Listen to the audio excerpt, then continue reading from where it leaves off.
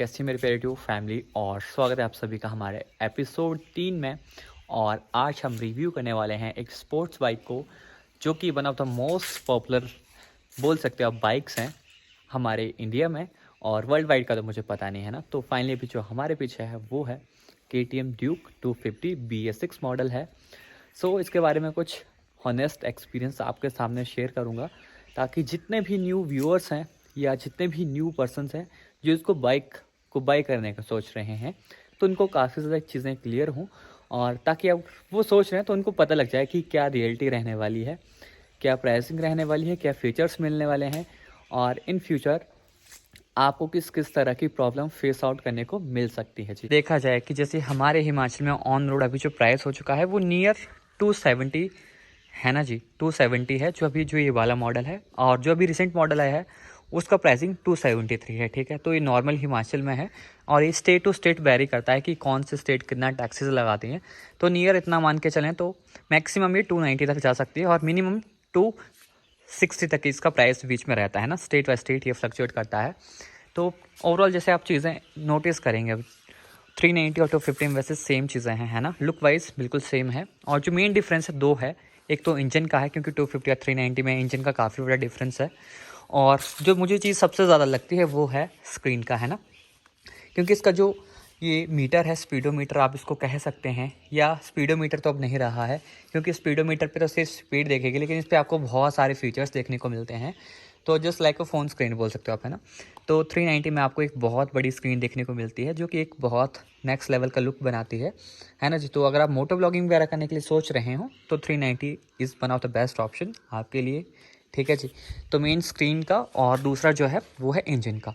Otherwise seat comfortable जो है same 250 में जो सीट है सेम वही 390 में है। और लुक वाइज ऐसे कोई सामने से बता नहीं सकता कि कौन सी बाइक है जी, है ना। सामने से बहुत बंदे कंफ्यूज हो जाते हैं कि ये कौन सी बाइक है ना। तो ये चीज़ फर्स्ट ऑफ ऑल आपको बिल्कुल क्लियर होगी। सेकंड चीज़ कि देखिए नॉर्मल बाइक जो होंगे उनको आपको चेन ल्यूब नहीं करनी पड़ती है, लेकिन आपको KTM में आफ्टर 500 किलोमीटर्स के बाद चेन ल्यूब करवानी पड़ेगी। और अगर आप एजेंसी में करवाते हैं तो मिनिमम आपका 100 से 200 रुपये इसमें चार्ज लगने वाले हैं मिनिमम। और आफ्टर फर्स्ट सर्विस होती है इसकी 1000 किलोमीटर के बाद, जिसका कि चार्ज आपको अप्रॉक्स 2,500 से 3,500 के बीच में देखने को मिलता है फर्स्ट सर्विस की। ये बात है। नॉर्मल बाइक के मुकाबले में सिर्फ इसका यही है फैमिली, देखिए इसके जो पार्ट्स हैं वो बहुत रेयर मिलते हैं। जैसे आप कहीं पे भी अगर परचेज़ करने जाएंगे तो आपको नॉर्मल KTM शोरूम के अलावा कहीं पे भी इसकी सर्विस कोई नहीं करेगा। जैसे मान लीजिए इसमें कोई छोटा सा फॉल्ट आ गया, कुछ भी हो गया, है ना, सो इस केस में कोई भी नॉर्मल मैकेनिक इसको ठीक नहीं कर पाएगा और ना ही करेगा, ना ही वो चीज़ में हाथ डालेगा कि हाँ जी मैं ट्राई करके देख लेता हूँ, क्योंकि उनको ये चीज़ पता चलेगी भी नहीं। और इसके जो पार्ट्स हैं आपको सिर्फ KTM पे मिलेंगे अगर मिले तो। अदरवाइज़ बहुत केसेस में देखा गया है कि KTM में भी बहुत ज़्यादा शोरूम है जहाँ पे सर्विस सेंटर सेम ही चीज़ होती है ना, तो वहाँ पे बहुत ज़्यादा टाइम लगता है बाइक को रिपेयर होने के लिए, अगर इन केस कोई इंटरनली ऐसे इश्यूज़ आ जाते हैं। और कुछ ऐसे पार्ट्स हैं जो कि रेयरली मिलते हैं, है ना। अब इस केस में जैसे देखा जाए ओवरऑल चलिए सारी चीज़ें बिल्कुल आपने देख लिया, ओके है। अब मेन चीज़ में देखिए कि जो ये है चीज़ें यहाँ पे है थोड़ा आपको स्मूथ लगेगा इन केस, है ना। यहाँ पे आप सोचेंगे कि बहुत ही नरम है, लेकिन मेन चीज़ पता क्या होगी इसमें कि जिसमें ऑलमोस्ट जो फ्रंट बॉडी है, सामने की जो बॉडी आप साइड्स में जो देख रहे होते हैं ना, ये सारा ठीक है फाइबर होता है, कार्बन फाइबर होता है। कार्बन फाइबर आपको पता है होता स्ट्रॉन्ग है लेकिन होता बहुत हल्का है।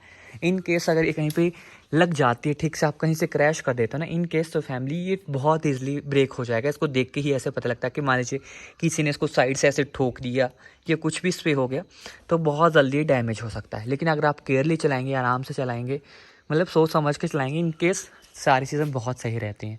और इसका समझ लो अगर ये लाइट गई देन इन केस तो आपकी ज़िंदगी से लाइट बुझ जाएगी थोड़े दिन के लिए। और सारी चीज़ें बिल्कुल सही हैं, टाइम टू टाइम सर्विस करवाएंगे तो इसमें कोई एक्स्ट्रा खर्चा नहीं होने वाला है।